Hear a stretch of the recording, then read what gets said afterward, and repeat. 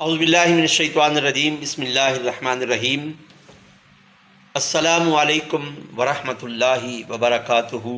غوثیہ channel پر خوش آمدید کہتا ہوں۔ چینل کو سبسکرائب کریں، لائک کریں، شیئر کریں، ویڈیو کو مکمل دیکھیں۔ دنیا کی واحد ایک ہستی ہے جس نے اپنی ذات کے لیے کبھی کسی کو پریشان نہیں کیا۔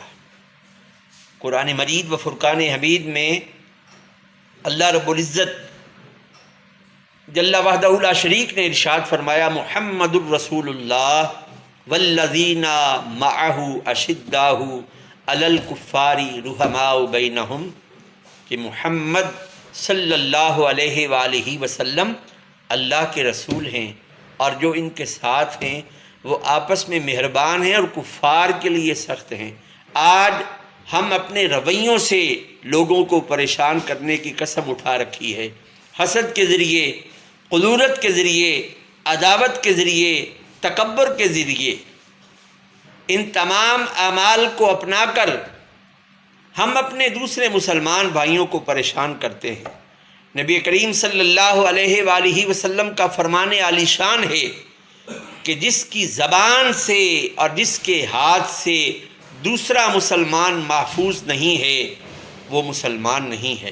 المسلم من سلم المسلمون من لسانہ و یدہ، کہ جس مسلمان کی زبان سے اور جس مسلمان کے ہاتھوں سے دوسرا مسلمان محفوظ نہیں ہے، اللہ کے پیارے حبیب علیہ الصلاۃ والسلام نے اس کے ایمان کی نفی فرمائی ہے۔ بحیثیت مسلمان ہمیں سوچنا چاہیے، اپنے رویوں کو درست کرنا چاہیے۔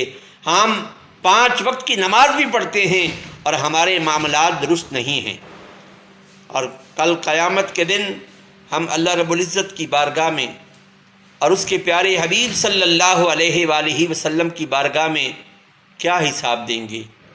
یار، سوچنے والی بات یہ ہے کہ مجنو اس لیلا کے شہر سے گزرنے والے کتے کا احترام اس لیے کرتا ہے کہ یہ اس کی محبوبہ کے شہر سے گزرا ہے، اور ہم تو اس پیارے نبی صلی اللہ علیہ وآلہ وسلم کے امتی ہیں کہ جن کے قدموں کو عرش اولا بھی چومتا ہے، جن کے شہر پر جنت رشک کرتی ہے۔ اپنے رویوں کو درست کیجیے۔ والسلام علیکم ورحمۃ اللہ وبرکاتہ۔